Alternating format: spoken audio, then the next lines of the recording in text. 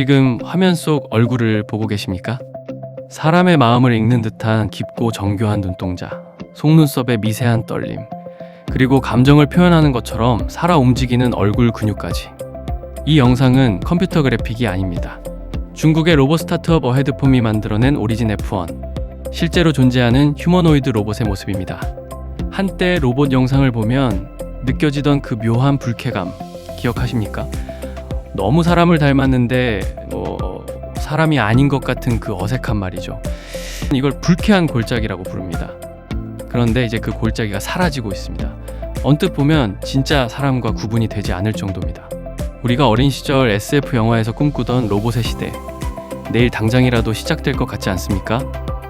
실제로 지금 전 세계 주식시장이 그렇게 반응하고 있습니다. 테슬라, 엔비디아, 구글, 아마존 같은 세계 최대 기업들이 로봇 시장을 선점하기 위해 경쟁적으로 천문학적인 금액을 쏟아붓고 있습니다. 전문가들은 글로벌 휴머노이드 로봇 시장 규모가 2035년까지 1000조 원을 넘어설 것으로 내다보고 있습니다. 그런데 여기서 딱 한 가지 질문을 냉정하게 던져보겠습니다. 기술이 이렇게까지 완벽해 보이는데 왜 우리 집 거실에도, 동네 편의점에도, 식당에도 이런 로봇이 단 한 대도 없는 걸까요? 화면 속 로봇의 얼굴에서 잠시 시선을 내려보시길 바랍니다. 이 로봇에게는 아직 스스로 걸어 다닐 수 있는 다리가 없습니다. 그리고 카메라 앵글 밖에는 이 로봇을 작동시키기 위한 두꺼운 전력 케이블이 연결되어 있습니다. 미디어에서 보여주는 로봇의 화려한 모습은 엄격하게 통제된 실험실 안에서의 마법일 뿐입니다. 투자의 세계에서 가장 큰 수익은 어디서 나올까요? 모두가 정말 대단하다며 감탄하고 있을 때 한 발짝 물러서서 그런데 저게 왜 아직 내 눈앞에 없지? 라고 묻는 사람이 결국 돈을 법니다. 그리고 그 질문의 끝에는 항상 현실의 장벽이 있었고 자본은 언제나 그 장벽을 깨는 기술을 향해 폭포처럼 쏟아졌습니다. 오늘 원데이 주식은 바로 그 이야기를 하려 합니다. 로봇의 멋진 얼굴이 아닌 그 이면에 숨겨진 거대한 병목 현상, 그리고 그 병목을 해결함으로써 새로운 부의 역사를 쓸 기업들을 함께 추적해 보겠습니다.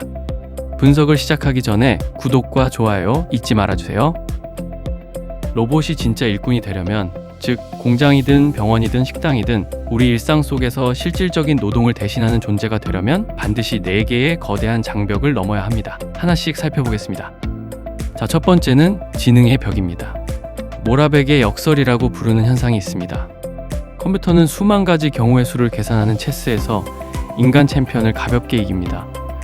그런데 정작 아기도 할 수 있는 계단 오르기나 유리컵을 깨뜨리지 않고 살살 쥐는 것은 로봇에게 기적에 가까운 일입니다. 우리의 뇌는 그런 동작 하나하나에 수십 년간 쌓아온 물리적 감각과 맥락 판단을 동원하는데 이걸 코드로 구현하는 것이 어마어마하게 어렵기 때문입니다. 공장 로봇은 괜찮습니다. 매일 똑같은 부품을 똑같은 위치에서 집어 조립하면 되니까요. 하지만 우리 일상에 들어올 로봇은 다릅니다. 바닥에 떨어진 물건이 쓰레기인지 아니면 누군가의 지갑인지 스스로 판단해야 하고 처음 보는 환경에서도 넘어지지 않고 걸어야 합니다. 이것이 바로 범용 인공지능, 즉 다양한 상황에서 스스로 판단할 수 있는 두뇌가 필요한 이유입니다. 지금 엔비디아와 오픈 AI가 사활을 걸고 개발하고 있는 것이 바로 이 로봇의 두뇌입니다. 두 번째는 신뢰의 벽입니다. 여러분이 1억 원을 투자해 로봇 한 대를 공장에 투입했다고 상상해 보십시오.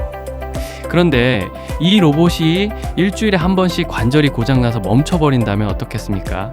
전시장에서 5분간 사람들을 놀라게 하는 기술과 먼지가 날리고 기름이 튀는 현장에서 365일 고장 없이 작동하는 기술은 완전히 다른 차원의 문제입니다. 스마트폰은 고장나면 하루 참으면 됩니다. 하지만 생산 현장에 로봇이 고장나면 그날의 라인이 멈추고 매출이 증발합니다. 기업 입장에서 로봇은 비용이 아니라 투자입니다. 투자는 반드시 예측 가능하고 안정적인 수익을 보장해야 합니다. 압도적인 내구성이 없다면 어떤 기업도 로봇을 사지 않습니다. 세 번째는 가격의 벽입니다. 아무리 똑똑하고 튼튼한 로봇이라도 결국 사람을 고용하는 것보다 비싸다면 아무도 사지 않습니다. 자동차가 부자들만의 전유물에서 대중의 이동수단이 된 것은 헨리 포드가 컨베이어 벨트를 도입해 대량 생산으로 가격을 낮췄기 때문입니다. 휴머노이드 로봇도 마찬가지입니다. 현재 대당 수억 원을 호가하는 가격이 2에서 3천만 원, 즉 아반떼 한 대 수준으로 내려오는 순간 수요가 폭발합니다. 이 임계점을 티핑 포인트라 부릅니다. 대량 생산과 기술 성숙으로 이 지점은 분명히 도달할 수 있습니다. 여기까지 들으셨다면 이런 생각이 드실 겁니다. AI가 발전하고 부품을 대량 생산하면 이 세 가지 문제는 결국 시간이 해결해주지 않을까? 맞습니다. 지능, 내구성, 가격. 이 세 가지는 거대한 자본과 시간이 투입되면서 어느 정도 해결의 실마리가 보이고 있습니다. 하지만 오늘 우리가 반드시 주목해야 할 네 번째 장벽이 있습니다. 가장 치명적이고 단기간에 해결하기 가장 어려운 문제. 바로 에너지의 벽, 배터리입니다. 아무리 똑똑하고 튼튼하고 저렴한 로봇을 만들어도 지금 기술로는 그 로봇을 겨우 2시간밖에 움직일 수 없습니다. 2시간 일하고 4시간 충전해야 하는 로봇. 이건 효율적인 노동력이 아닙니다. 그냥 비싼 전자기기입니다. 이런 일이 왜 생기는 걸까요? 지금 스마트폰, 전기차, 로봇에 들어가는 배터리는 대부분 리튬이온 배터리입니다. 이 배터리는 내부에 액체 전해질이 들어있습니다. 그리고 이 액체라는 물리적 한계가 로봇 상용화의 가장 큰 목을 조르고 있습니다. 구동 시간을 늘리려면 배터리를 크게 만들면 되지 않냐고 생각하실 수 있습니다. 그런데 여기서 피하기 어려운 악순환이 시작됩니다. 배터리를 키우면 로봇이 무거워집니다. 무거워진 몸을 움직이려면 수십 개의 관절 모터가 더 많은 전력을 써야 합니다. 그러면 배터리는 더 빨리 닳습니다. 게다가 로봇이 무거워질수록 실제로 무거운 물체를 들 수 있는 여유 무게, 즉 페이로드가 줄어듭니다. 힘센 로봇을 만들려다가 정작 자기 몸무게도 버티지 못하는 로봇이 되는 겁니다. 그리고 가장 무서운 문제는 안전입니다. 리튬이온 배터리 속의 액체 전해질은 충격에 매우 취약합니다. 로봇이 작업 중 넘어지거나 날카로운 물체에 찔려 배터리에 손상이 가면 순식간에 내부 온도가 수백 도까지 치솟는 열폭주 현상이 발생합니다. 쉽게 말해 불이 나는 겁니다. 여러분의 자녀가 잠든 거실에서 일하는 로봇이 언제든 불덩이로 변할 수 있다면 어떻겠습니까? 수많은 환자가 입원해 있는 병원에서라면요, 노약자를 돌보는 요양원에서라면요, 어떤 정부도 어떤 기업도 어떤 소비자도 이 안전 문제가 해결되기 전에는 로봇 상용화를 허락하지 않을 겁니다. 이것이 지금 1000조 원 규모의 로봇 시장 앞에 놓인 가장 차갑고 거대한 현실입니다. 기술은 준비됐는데 에너지가 발목을 잡고 있는 겁니다. 역사를 돌아보면 항상 그랬습니다. 거대한 부는 가장 풀기 어려운 병목을 해결하는 기술을 향해 몰려들었습니다. 내연기관이 말의 한계를 깼고, 반도체가 계산기의 한계를 깼고, 인터넷이 거리의 한계를 깼습니다. 그리고 지금 전 세계의 스마트 자본이 이 에너지 장벽을 깰 유일한 해답으로 주목하는 기술이 있습니다. 바로 전고체 배터리입니다. 이름 그대로입니다. 배터리 내부에 출렁이는 액체의 전해질을 단단한 고체로 바꾼 것입니다. 겨우 액체를 고체로 바꾼 게 뭐가 그리 대단하냐고 생각하실 수 있습니다. 하지만 이 작은 물리적 변화가 만들어내는 결과는 로봇 산업의 판도를 처음부터 끝까지 다시 씁니다. 첫째, 화재 위험이 사실상 제로가 됩니다. 내부가 고체이기 때문에 로봇이 아무리 심한 충격을 받아도 폭발하지 않습니다. 열 폭주 자체가 일어나지 않습니다. 이것은 단순히 안전하다는 의미를 넘어섭니다. 로봇이 인간과 같은 공간에서 살아가기 위한 안전 규제를 통과할 수 있는 사실상 유일한 열쇠입니다. 가정용 로봇, 병원 로봇, 요양원 로봇 시장이 열리는 전제 조건이 바로 이것입니다. 둘째, 같은 크기로 2배 이상의 에너지를 담을 수 있습니다. 폭발 위험이 없으면 배터리를 보호하기 위한 무겁고 두꺼운 안전 케이스가 필요 없어집니다. 그 빈 공간에 에너지를 꽉 채울 수 있습니다. 결과적으로 같은 크기, 같은 무게의 배터리에 기존 리튬이온 대비 최소 2배 이상의 에너지가 들어갑니다. 2시간짜리 로봇이 배터리 하나로 8시간 이상 쉬지 않고 일할 수 있게 됩니다. 드디어 로봇이 인간의 하루 노동 시간을 온전히 대체할 수 있는 경제성을 갖추는 역사적인 순간이 오는 겁니다. 셋째, 극한의 환경에서도 작동합니다. 액체가 없으니 얼어붙거나 증발할 일이 없습니다. 리튬이온 배터리는 영하 20도 이하에서 성능이 급격히 떨어지고, 고온 환경에서는 액체가 팽창해 폭발 위험이 커집니다. 하지만 전고체 배터리는 영하 40도의 냉동 창고에서도 수백 도의 열이 오가는 재련소 현장에서도 로봇이 멈추지 않고 일할 수 있게 해줍니다.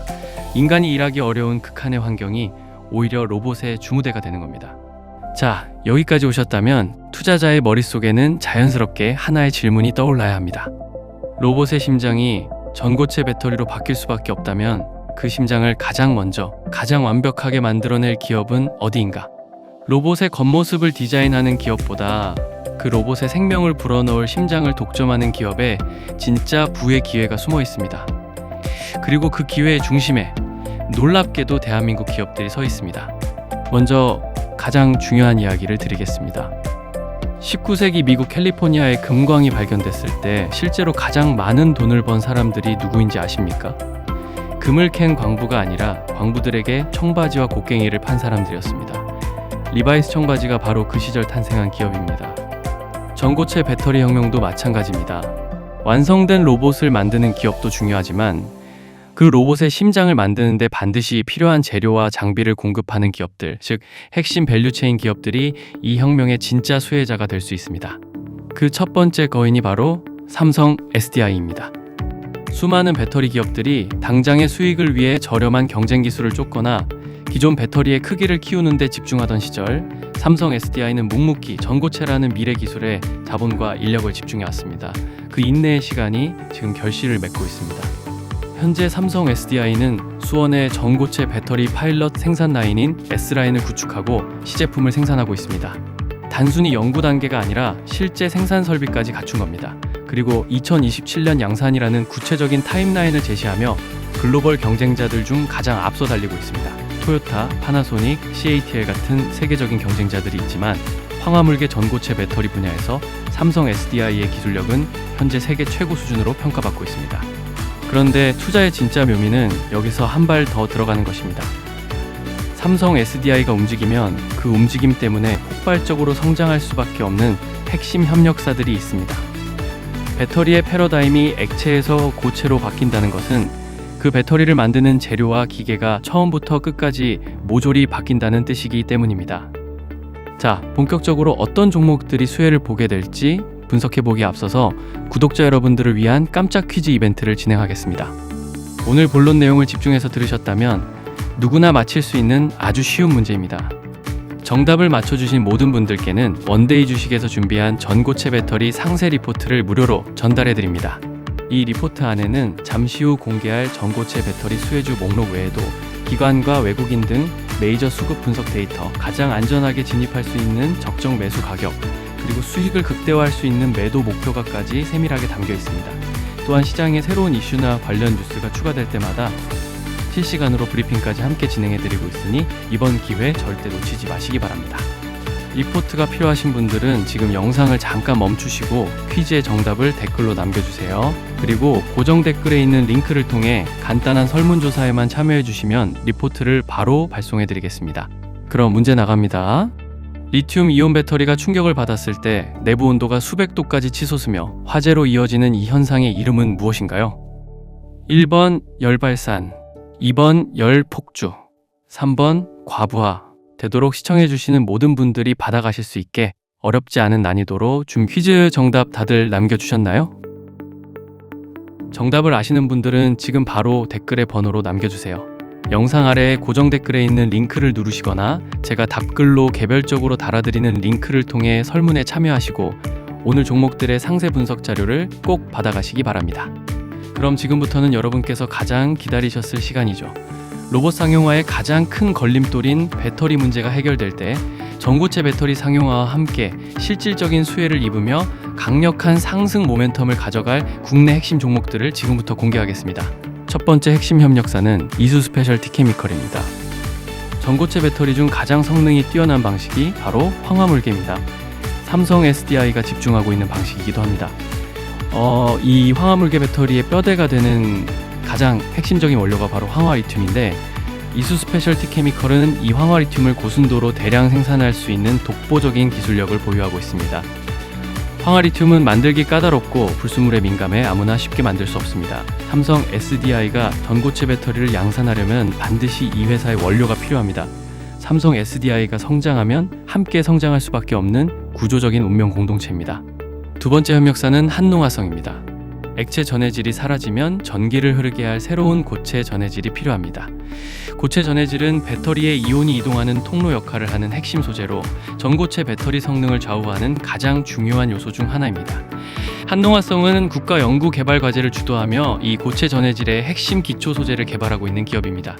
국책 과제를 주도한다는 것은 기술력과 신뢰도 양쪽에서 국가가 인정한 기업이라는 의미입니다. 세 번째와 네 번째는 장비 기업인 CIS와 필에너지입니다. 배터리를 만들려면 배터리를 만드는 기계도 필요합니다. 그런데 전고체 배터리는 기존 리튬 이온 배터리와 제조 방식이 근본적으로 다릅니다. 고체 배터리는 재료를 가루 형태로 압축해서 만들어야 합니다. 기존 장비로는 만들 수 없습니다. CIS는 이 고체 가루를 극도의 압력으로 균일하게 눌러주는 고압 프레스 장비를 개발하며 새로운 제조 공정의 표준을 만들어가고 있습니다. 그리고 필에너지는 삼성 SDI와 공동으로 차세대 생산 장비를 개발하며 생산 라인 구축의 핵심 파트너로 자리를 굳히고 있습니다. 공장 라인이 새로 깔릴 때마다 이 기업들의 장비가 들어갑니다. 기술은 언제나 우리의 예상보다 빠르게 다가옵니다. 그리고 그 변화를 눈으로 직접 확인했을 때는 이미 투자의 기회가 지나간 후인 경우가 많습니다. 스마트폰이 처음 세상에 나왔을 때를 기억하십니까? 그래도 통화는 기존 폰이 낫지라고 생각했던 사람들이 몇 년 후에는 그 스마트폰으로 삶의 모든 것을 하고 있었습니다. 길거리에서 전고체 배터리를 탑재한 휴머노이드 로봇이 택배를 나르고 커피를 배달하고 노인을 돌보는 시대, 그 시대는 반드시 옵니다. 대중들이 로봇의 사람 같은 얼굴에 감탄하고 있을 때 현명한 투자자는 그 로봇의 핏줄을 타고 흐를 보이지 않는 에너지를 봅니다. 혁신의 화려한 껍데기 뒤에 숨겨진 치명적인 병목, 그리고 그 병목을 뚫어내는 기업들을 향해 몰려드는 거대한 자본의 흐름. 이것이 오늘 우리가 로봇의 얼굴이 아닌 한국의 전고체 배터리 기업들을 깊숙이 들여다봐야 하는 진짜 이유입니다. 여러분의 투자는 지금 눈에 보이는 화려함에 머물러 있습니까? 아니면 보이지 않는 미래의 심장 박동을 향해 있습니까? 지금까지 원데이 주식이었습니다. 구독과 알림 설정을 해두시면 다음 시간에도 세상을 바꾸는 기술과 그 이면의 돈의 흐름을 가장 먼저 전해드리겠습니다. 오늘 영상의 본론은 앞서 모두 말씀드렸습니다. 그런데 저는 오늘 마지막으로 꼭 드리고 싶은 이야기가 하나 더 있습니다. 요즘 투자하시면서 마음이 편하신 분 솔직히 많지 않으실 겁니다. 전쟁 리스크가 불거지면서 글로벌 증시가 크게 흔들렸고 뉴스를 켜면 온통 불안한 이야기들 뿐입니다. 내가 보유한 종목의 주가가 내려갈 때 그 숫자 뒤에는 단순한 수익률이 아니라 오랜 시간 고민하고 결정한 선택들이 담겨 있습니다. 그게 흔들리는 걸 보는 건 정말 쉽지 않은 일입니다. 그런 분들께 드리는 이야기입니다. 먼저 한 가지 질문을 드리겠습니다. 지금 이 순간 여러분 주변 분위기는 어떻습니까? 주식 이야기를 꺼내면 지금은 때가 아니다. 더 떨어질 것 같다. 일단 지켜보자는 말이 많지 않습니까? 사실 이게 굉장히 중요한 신호입니다. 주식시장에는 오래된 격언이 하나 있습니다. 남들이 두려워할 때 사고, 남들이 탐욕스러울 때 팔아라. 워런 버핏이 평생 반복해온 말입니다.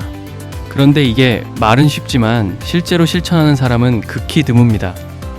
왜 그럴까요? 공포는 전염되기 때문입니다.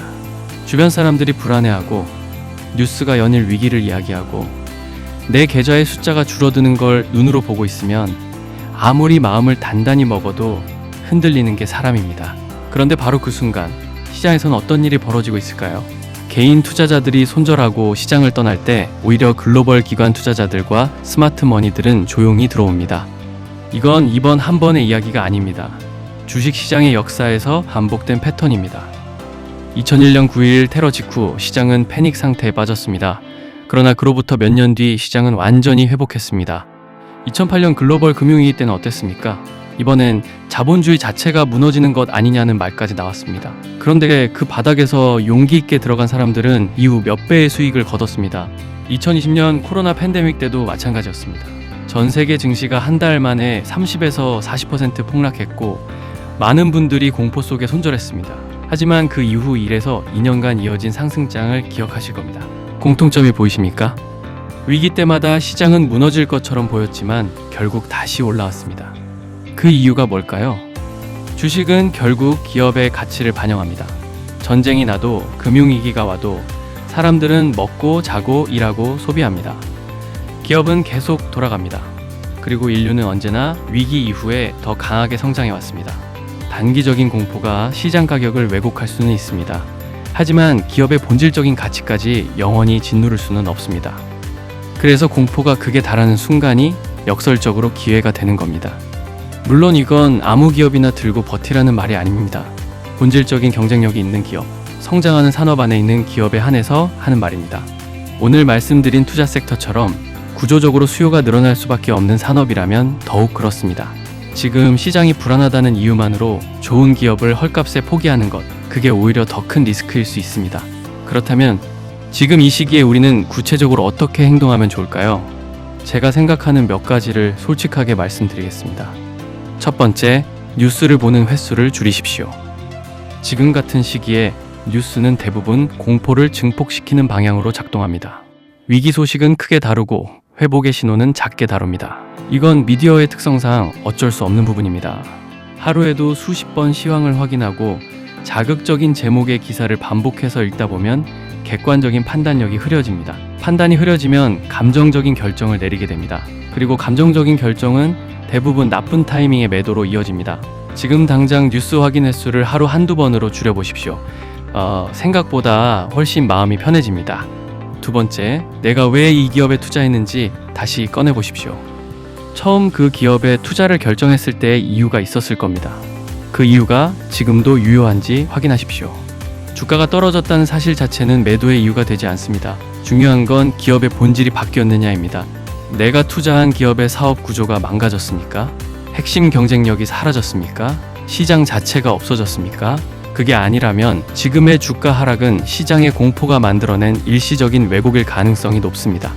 세 번째, 지금 당장 전부 결정하려 하지 마십시오. 불안할 때 가장 위험한 건 조급하게 결론을 내리려는 마음입니다. 지금 당장 팔아야 하나, 더 사야 하나, 전부 현금화해야 하나, 이런 생각이 머릿속을 꽉 채우면 결국 가장 나쁜 타이밍에 가장 나쁜 결정을 내리게 됩니다. 시장이 흔들릴 때일수록 천천히, 단계적으로 판단하십시오. 한 번에 모든 걸 결정할 필요가 없습니다. 네 번째, 본업에 집중하십시오. 이건 제가 드릴 수 있는 가장 현실적인 조언입니다. 주가는 제가 아무리 들여다봐도 내가 원하는 방향으로 움직이지 않습니다. 하지만 본업은 다릅니다. 내가 집중한 만큼 결과가 나옵니다. 시장이 불안할 때 주식 화면을 들여다보는 시간을 본업에 쏟으십시오. 그게 장기적으로 투자 자산을 지키는 가장 확실한 방법이기도 합니다. 투자는 단거리 경주가 아닙니다. 마라톤입니다. 42km를 뛰는 동안 페이스를 잃지 않는 것, 포기하지 않는 것이 결국 완주를 결정합니다. 지금 이 시기도 지나갑니다. 반드시 지나갑니다. 저희 원데이 주식은 단순히 종목을 소개하는 채널이 아닙니다. 여러분이 시장을 스스로 읽고 기업을 직접 분석하고 흔들리는 순간에도 중심을 잡을 수 있도록 함께 공부하는 채널이고 싶습니다. 투자 여정에서 혼자라고 느껴질 때 원데이 주식이 곁에 있다는 걸 기억해 주십시오. 오늘 영상을 끝까지 봐주신 분들 정말 감사드립니다. 그 시간만큼 제가 더 좋은 정보와 더 깊은 분석으로 보답하겠습니다. 앞으로도 더 좋은 영상으로 찾아뵙겠습니다. 저는 원데이 주식이었습니다. 감사합니다.